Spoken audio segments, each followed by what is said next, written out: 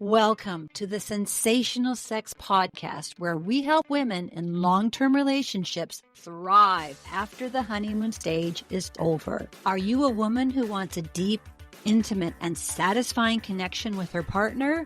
Of course you do. Amy Rowan and Dr. Trina Reed have the answers, and all you have to do is join us each week and take a small step. Soon enough, you'll be that woman who effortlessly has a satisfying sex life. Follow us on social media at Sensational Sex Podcast. Share this episode. Return next week. Leave a review. And thank you so much for subscribing. Now, let's start the show.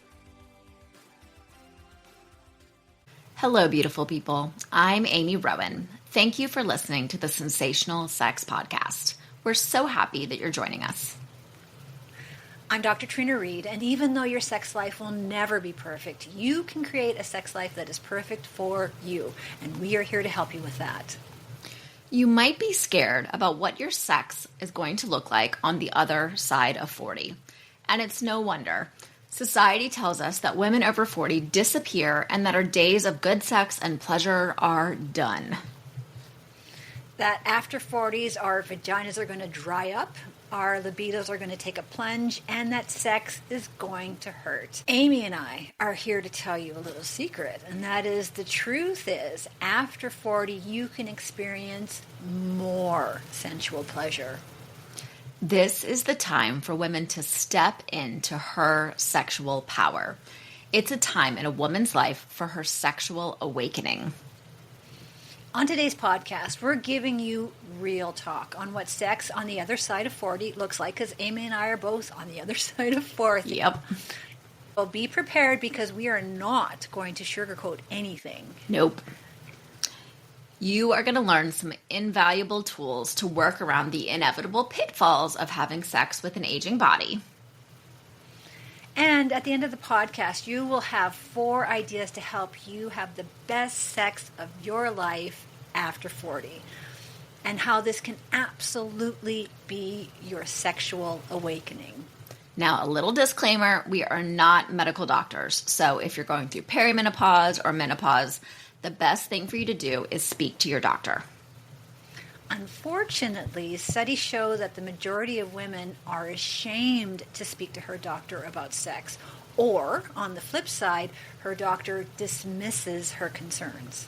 We beg you to advocate for your rights. You need to tell, not ask, your doctor to help you make your life easier.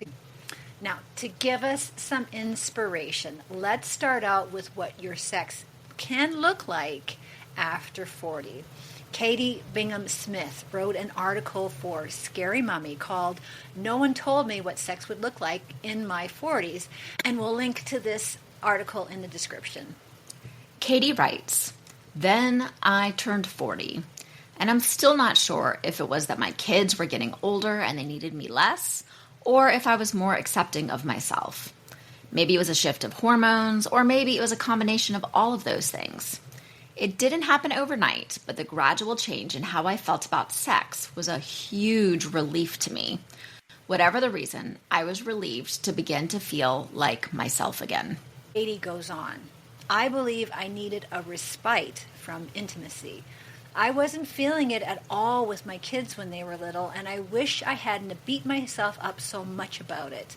We need to normalize that some people have a sex drive that's non-existent, and it might last for months, and it might last for years. Sometimes it's just part of who somebody is." Then Katie says, "I'm 47 now, and I have a bigger appetite for intimacy than I ever have, and it seems to get better the older I get. I'm not saying there's a magical cure out there, or that every woman will start to feel like her frisky 20-something self once she hits 40. Katie finishes the article with, "But if you're where I was and starting to wonder if your desire to be intimate has shriveled up and died forever, keep the faith. Once I noticed a shift in how I was feeling, I learned to lean into it. I have more confidence and more life experience, and I'm not afraid to ask for what I like while being intimate. And my sex drive is better than ever." I have to say, I am about to turn 47 myself in May, And I can relate to a lot of what she is saying in this article. That's great. And I feel like the key to what she said in this article is at 47, she's not afraid to ask for what she wants, which is the key to her getting the sex she needs. Yeah. I think that it's a combination of not having little kids need you so much anymore, knowing more about what you want, being more confident to ask for it. And I think there's just a time in your life where you're still feeling pretty good. You're still feeling pretty good about your body. Your sex drive is going up, and you have a little bit more time and energy to be able to focus on that area of your life. For sure. So, when does a woman reach her sexual peak? And honestly, what does sexual peak even mean? Sexual peak refers to a period in a person's life where they experience the highest level of sexual desire, arousal, and capacity for sexual activity. So for those people who are listening, I want you to think back to your sexual peak when you've had the most satisfying sex. So research suggests that women may peak in their 30s. However, there is one problem here. Women in their 30s, generally speaking, are usually in the midst of having children. And something we've talked about on this podcast is that the having kids season of a woman's life, it tends to flatline a lot of women's libidos. So where does a woman reaching her sexual peak in her 30s come from? I don't know where that research came from. So my good friend, she says, responsibility is not an aphrodisiac. Yeah. Mm-hmm. And leaking boobs and fluctuating weight and tiny people touching you all the time. Yeah, no, I would not say that was my sexual peak. Nope. Yeah, so where this comes from is famous sex researcher Alfred Kinsey published the sexual behavior in the human female in 1953. And Dr. Kinsey interviewed tens of thousands of men and women about their sexual practices. And Kinsey's research suggested that women reach her sexual peak and were more likely to have regular orgasms in their 30s. However, researchers have questioned this conclusion because in the 1950s, there wasn't that much premarital sex, meaning it wasn't until a woman had been married and having sex for at least 10 years that she figured out her body and how sex worked. And I think probably in the 1950s, a lot more women were getting married in their late teens or early 20s. So that 30s sexual peak then is probably more equivalent to the 40s sexual peak now, would kind of be my extrapolation from that. So, and interestingly, Kinsey's research also found that some of the most sexually active women were in their 50s and 60s. And that's back then. Yeah. So that would be 60s and 70s now. Yeah. So Kinsey went on to say that a woman's sexual peak begins to increase starting in her late 20s and goes well into her mid to late 40s. You know, I think something that we talked about a second ago is having sex for at least 10 years. Because it takes us time to figure out our bodies. You know, I think... And it takes our partner time to figure out our bodies, absolutely. It takes everybody time. Yeah, it just takes time. You know, in the beginning, I think there's so little communication. In the beginning of a relationship and even the beginning of a marriage, like you're just kind of going off of like animal instinct. And it's just like, we just want to have sex. We just want to bang, you know, and that's enough at that time in your life. But then once life and responsibility and kids and all those things set in, that animal kind of attraction draw, obviously that fades. And that's when you really have to learn and understand exactly how things are working. So here's the question. Is age really just a number when it comes to sex? When our moms reached menopause, it was kind of like they were just done with sex. They could just let themselves go and just be like, whoop, okay, I'm done. I don't have to worry about this anymore. Like, that's part of my life in the past. That's definitely my mom. She was like, done. Don't miss it. See you later. You know. Yet I feel the opposite is true for our generation. So we have to work twice as hard to look young and be sexy and be sexual. You know, based on the clients that come and work with me, I would say the vast majority of them are over the age of 40. And I would certainly say that the opposite of previous generations is true there. So, a common refrain that I hear so often is, our kids are older or we're empty nesters. And so we should be having the best sex of our lives. So how can we make that happen?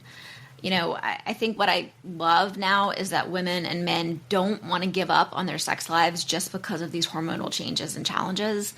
And they recognize that they can have a wonderful sex life for decades to come. Just a lot of times they don't know how to make that happen. Yeah.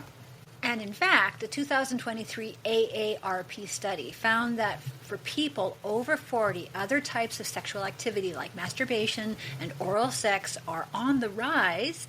And another AARP study found that 83% of Americans aged 40 plus have erotic dreams or fantasies. And, I feel like that's kind of a condescending thing. Well, of course we would have erotic fantasies and dreams. Like, does it stop at 30? Like, I don't understand the point of that particular research. It's like, we're 40 now. We can't think that way. Yeah, I know. That is a odd.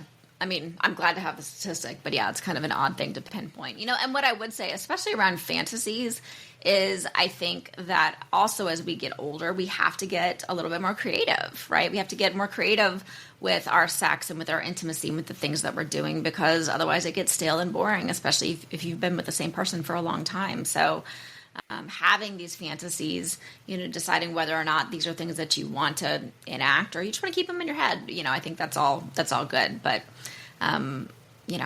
yay, I'm glad all these people are having fantasies. Excellent. So the survey of midlife development found that 60% of women older than 60 years of age were sexually active.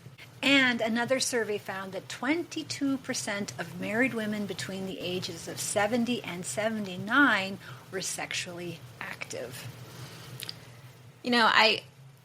I wish that these numbers were a little bit higher. I mean, I'm glad that they are where they are, but I wish they were a little bit higher. That still tells me, especially 70 to 79, I mean, that's almost 75, a little over 75% that have just said, okay, we're not doing this anymore. Well, I've read that the reason they're at that level is because men experience erectile dysfunction. Sure.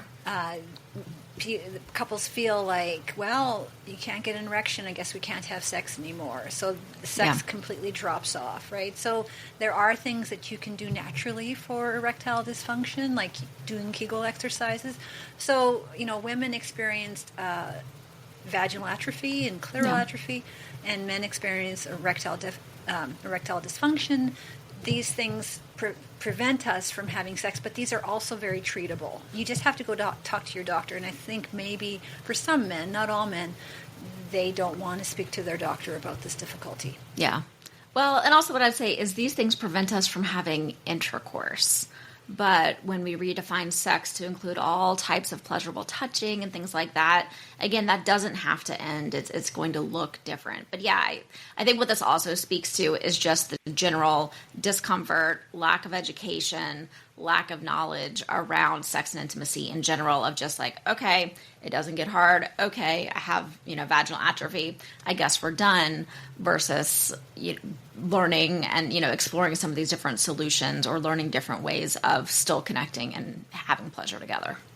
And being proactive about your body. I think, just think that's the key is just, taking care of your body and not, so, because what we talked about at the start of this podcast is the survey shows that the majority of women are not comfortable speaking to her doctor. So the research that I read basically extrapolates down to 1 in 100 women are comfortable going to her doctor to talk about her sexual difficulties. So that leaves the other 99 women going on the internet searching for answers, and those answers are not always the best answers.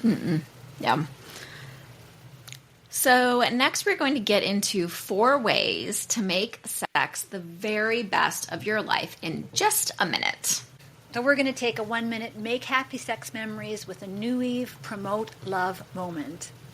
Getting the quality of your life back with a healthy vulva and happy vagina is only one click away. Are you a woman over 40 who finds sex uncomfortable? Then listen up, because we have the solution for you. When Dr. Renji Chang turned 55, many of her friends, coworkers, and neighbors had the same crazy thing happen to their marriages. And no one talked about it, but everyone talked about it. After 25 years of happy marriage, the husband goes on a business trip to Asia and never comes home. Their husbands all ran away with new girlfriends. So much pain and heartbreak. Marriages and families were broken. And why did this happen? The easy answer is that men are... But Dr. Renji Chang, as a scientist and a gynecologist, did not think that was the whole answer, so she dug in deeper. She discovered that after menopause, 30% of women experience issues that made sex so painful that it became impossible. And she found that no more sex was the first domino, and divorce was the last domino. Dr. Chang wanted to help save these marriages, so she invented NuEve. NuEve is a natural remedy that works using nutrients taken both orally, topically, and vaginally to nourish your tissues, promoting collagen and elasticity and restoring your body's normal sexual functions. NuEve has custom formulations for dryness, painful sex, bacterial vaginosis, chronic UTIs, bladder prolapse, cytolytic vaginosis, vaginismus, aerobic vaginitis, and much more. If painful sex or other intimate health issues are affecting your relationship, NuEve offers a natural, effective solution. Order NuEve today and start your journey back to a healthy, fulfilling relationship. Your body deserves it. And here's even better news. Our affiliate link in the description will get you a 5% discount. Simply use the code SSP. And remember, when you take care of your vulva, she will take good care of you. And we're back with our sex IQ. So, is difficulty sleeping a sign of perimenopause? A, true. B, false, or C, neither? Well, the answer is, not surprisingly, A, it's true. About 30% of women have issues with sleep during perimenopause and often wake up several times during the night. And this can lead to irritability, poor cognition, low energy levels, and general feeling of malaise. Evidence suggests that lower level of estrogen are associated with poor sleep. And according to a study published in the Journal of Women's Health, common causes of sleep disruption in perimenopausal and postmenopausal women are depression, night sweats, and a history of insomnia. So I've shared how important sleep is to me and how my whole family does not function if I am tired. So let me share what I need to sleep in perimenopause. It's kind of ridiculous, okay? I have a bamboo side sleeping pillow with a silk pillow thing on it. I have a bamboo sleep mask that has speakers on the inside of it. Then I have it hooked up to an app where I listen to 12 megahertz binaural beats that helps me fall asleep. And then I have to take 6 milligrams of melatonin and magnesium and ashwagandha and I don't know, all kinds of other things. And these are all the things that make sure I sleep so that I can keep my family happy. It's really ridiculous, but it helps. Well, I just think any person who develops a sleep routine, whatever that looks like, they're doing themselves a huge favor, because the cumulative effect of not sleeping, like instead of getting 8 hours of sleep, maybe you only get 5 hours of sleep. That losing that 3 hours every single night accumulates, and it completely turns your world upside down. I don't know about you, but it completely turns my world upside down. So it's bamboo sleeping masks and whatever. If it's helping you sleep and it's working, that's what you should be doing. And I feel like there should be no shame around protecting your sleep. It should be a source of pride. Yeah, I am very protective of my sleep. I'm very grateful that my husband is very protective of my sleep. And honestly, when I found, again, I think so many people, you have racing thoughts and things like that. You start thinking about all these things, and this binaural beats thing, it gives my brain something to listen to, and it just calms it down. And so it starts to shutter all of the that, happens in my head. So, but yeah. So my issue is I fall asleep just like that. I just fall asleep like I've always been. But then I wake up, and then I'm up. And that has always haunted me during perimenopause. It's 3 and I'm up. So I started going to bed at 9 just to make sure that I had 6 hours of sleep, right? And it's gotten better. As the perimenopause dissipated and I'm now moving into menopause, it has gotten better, and I am getting a lot more sleep. But there were many years where 3 o'clock, I'm up, and that's I might as well just start working because I'm up and I'm not going back to sleep. Mm. So, yeah, it's so frustrating. In different ways.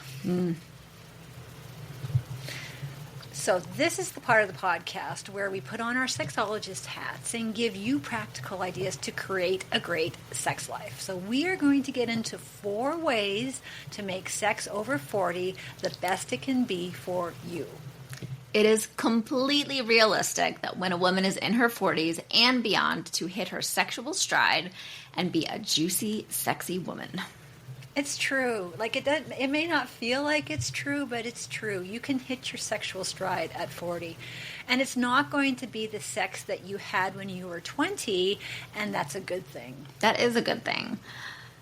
Even if the brain is a woman's most important sex organ, we can't deny the role that our bodies play, especially as we get older. And so we're going to get real about aging sex. So the first thing on our list is you have to make the sexual mindset switch. So here's the thing that I believe throws the majority of couples off their sex game, and we touched on this just before, and that is most couples learned one way to have sex, and that is orgasm-focused, she comes first sex. And this type of sex is probably not going to work with your aging 40-plus body. And it's the reason that the majority of couples stop having sex. You need to be creative, and you need to discuss new ways to experience pleasure. Now, couples bristle when they hear the words, you have to be creative and discuss this, especially when it's about changing their sex patterns. So having this discussion stops couples from experiencing the best sex of their lives. So, how can a couple who is at this crossroads make the switch from orgasm-focused sex to sensuality-focused sex? The trick is to keep a positive sexual mindset, which will take her through the turbulence of her 40s and 50s while simultaneously opening up her sensuality. So, and we've done several podcasts on this topic if you want to go listen to those podcasts. And instead of having this orgasm as the goal, she comes first sex, it turns into exploring the body sensuality sex. And sex has to be about rediscovering your body, the erogenous zones, and it becomes a whole 3-dimensional sensuality experience. Your new sexual mindset sees your pleasure centers around sensuality, and sensuality is where your toe-curling sex lives. Mm-hmm. So number 2 is embrace those workarounds. Unpredictability might be your new mantra, and you need to work with your new body instead of trying to force it to do what it is no longer capable of doing. And it's frustrating because typically after menopause, women's libidos are going to decline. You're going to have changes in your body, which will make it difficult to get aroused. You might experience uncomfortable or painful intercourse, and you may have difficulty orgasming. Because as we age, certain things in our bodies may not work like they used to. The penis and the vagina age, and we have to work with our new bodies. So men may start to experience erectile dysfunction. One study of men ages 40 to 70 found that 52% experienced erectile dysfunction, but it can be as high as 99% of men. Yeah, I think every guy experiences that at some point in their life. A joke that I've always made is, women, we go through childbirth and all of these things in cycles, but men, they go through puberty and then erectile dysfunction. Those are their stages. Oh, now, up to 85% of women will experience a dry vagina sometime in her life. However, the occasional vaginal dryness can turn into vaginal atrophy, which looks like uncomfortable and painful intercourse. So the 6 o'clock spot, and if you're watching on YouTube, you can see that I've got my vulva puppet. It's the spot on the entrance to the vagina, and this area gets very thin and painful, and that's where a lot of pain from penetration can come from. Dyspareunia is pain during intercourse and affects about 50% of postmenopausal women, and it's the most common reason why women shy away from having intercourse. We highly recommend that you check out our sponsor. New Eve's product line is designed to help with this. You can watch our videos where we do a deep dive into vaginal and clitoral atrophy and uncomfortable and painful sex. We will link to those videos in the show notes. Yeah, they're good videos, so please check them out. You can also try estrogen cream. So please do not be that woman who resists giving her vulva self-care with the support from natural products like New Eve and or estrogen cream. Listen, if you don't wear a seatbelt in a car or if you don't wear sunscreen in Georgia, you are taking your chances. That's right. So be proactive and don't wait for clitoral atrophy to happen. Don't wait for your labia to disappear. Don't wait for sex to become painful. The bottom line is that you and your vulva have many options. And it's okay to speak to your doctor about it, because if you go on the internet and start looking for answers, you can get some really great answers, but then you can get some really nebulous answers, and you might not know the difference. So just speak to your doctor. Yeah. So the third thing on our list is you need to start with a can-do attitude. So we're going to do some real talk here, Amy. Nature did not intend for women to be sexually active after menopause. I mean, both men and women face these different hormonal changes during their 40s, and so you have to put additional effort into feeling pleasure before intercourse because it's not going to be as easy as it used to. You will face a mounting list of things that you can no longer do. And so the majority of couples focus on the one thing that they cannot do, which is intercourse. So all of a sudden, sex can no longer be, you walk into the bedroom, you stimulate each other's hot spots, you have an orgasm, and then you're done. You roll over and go to bed. If you want to successfully segue into great long-term sex, you need to refocus from having orgasm as the goal sex to sensually experiencing each other sex, which for me, it's just like a no-brainer. Of course you're going to want to have sensually experiencing each other sex. Yeah, there's actually a term for this. It's called intimacy without intercourse, IWI. There is a time in every single person's life that intercourse may have to come off the table for some reason, whether it is aging, like we've been talking about, might be someone's had surgeries, there's different types of things, but that doesn't mean that intimacy and pleasure has to stop. And so rather than focusing on the one thing that isn't on the table, you can focus on the hundreds of things that your bodies still can do. Yeah. And ladies, this means you need to understand what you want and let yourself have what you desire, because by this point, you've certainly earned it. So number 4 is that healthy sexuality is a balancing act. Maintaining healthy sex during and after perimenopause and menopause is a balancing act. It sure is. And satisfying sex depends on several things: presence of desire, arousal, absence of pain, and an ability to reach orgasm. Couples do not need to have sex 3 times a week. It's about reframing the times that you do have sex as passionate, meaningful, and full of mutual communication. I'm about to say something that's very controversial, Amy. Are you ready? Okay. Okay, here we go. Sex once a year that completely blows your socks off is way, way better than having sex an average of 3 times a month. I bet there's some women that are nodding their heads to this right now. Like, rather than just like laying there and being like, are you done yet? Like, they'd rather have like absolutely mind-blowing sex once a year. Meaning that it's not about the quantity. It's about the quality of the sex that you're experiencing. So in taking the focus off, making sure that we have the quantity of sex into making sure that we have the quality of sex. And that's what's going to make it good and memorable. Yeah. You know, there's 2 things that stop younger women from having the sex life that works for her. And this is 1, she doesn't ask for what she wants during sex. And number 2, she doesn't know how to lean into the pleasure when her body feels good.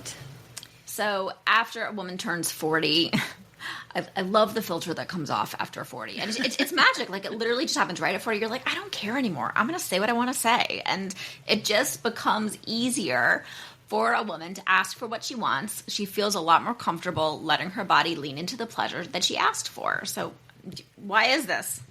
Can I hear an amen? Amen. Yes, I know. I love the post-40 confidence. It's so fabulous. Well, I have an oxytocin theory, and the theory is that when a woman turns 40, they produce less oxytocin, which is our tending and mending hormone. So instead of focusing our attention on tending and mending to others, we're starting to focus our attention on ourselves. So that's why it becomes so much easier to start asking for our needs to be met. Yeah. Basically, we're spending less time taking care of all the small ones, and we don't have to do so much energy in that direction. So now we can turn a lot of that nurturing in towards ourselves. Yay, self-care. So, and there's some women, and they say that they enjoy sex more in their 40s than ever before. And part of this is probably she's not overthinking things as much as they did, let's say, in their 20s. Plus, women over 40 let go of a lot of the hang-ups that she had when she was younger. Can we? I'm like, yeah. Absolutely, I just don't care. Yeah. And then you get to explore new techniques and toys and fantasies and all of these different types of things that you hadn't explored before, you hadn't thought of, you didn't think you needed. Oh, I don't need a toy. I don't need that. And you're like, oh, no, but this really makes things feel even better. You're like, yeah, actually, I do need that. And guess what? That's okay. Plus, if you've been with your partner for a while, you've built up a lot of trust and you both feel comfortable doing new things with each other. James and I had an experience. It was around our 20th. It was our 15th anniversary. And we went away for a long weekend and tried a whole bunch of things that we had never done before.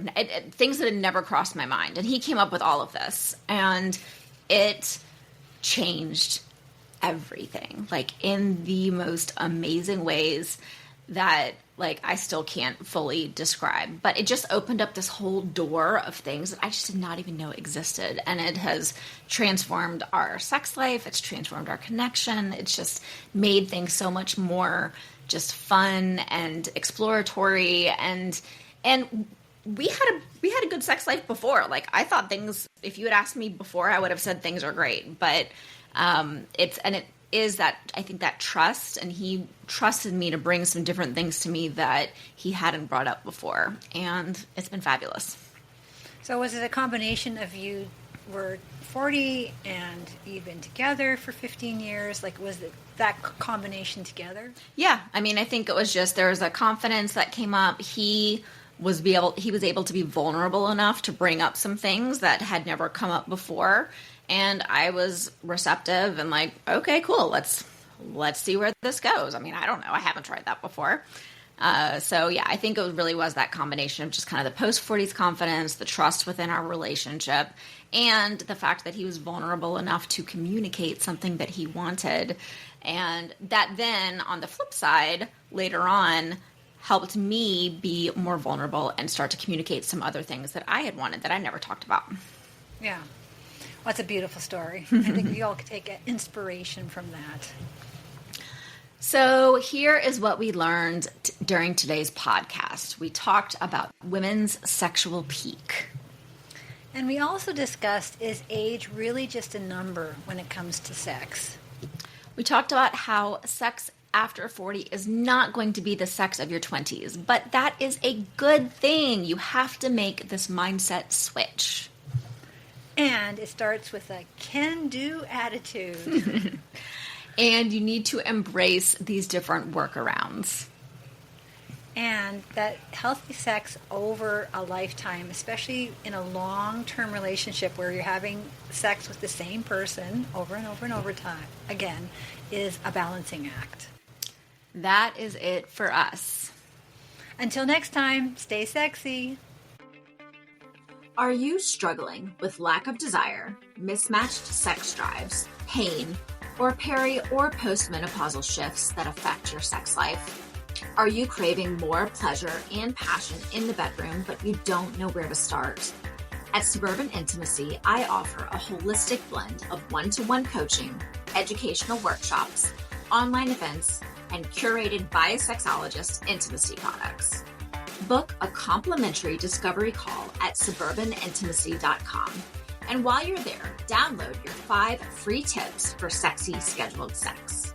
Want to spice things up? Save 15% off your first order at suburbanintimacyshop.com with the code podcast15. Is good sex on your mind but not in your bedroom? Go to trinareed.com and check out my award-winning books, The Sex Course and Sex Boot Camp. While you're there, grab your free copy of Sex Boot Camp Masterclass and sign up for my Success newsletter to get weekly freebies and easy ways to help you become the juiciest, sexiest version of you.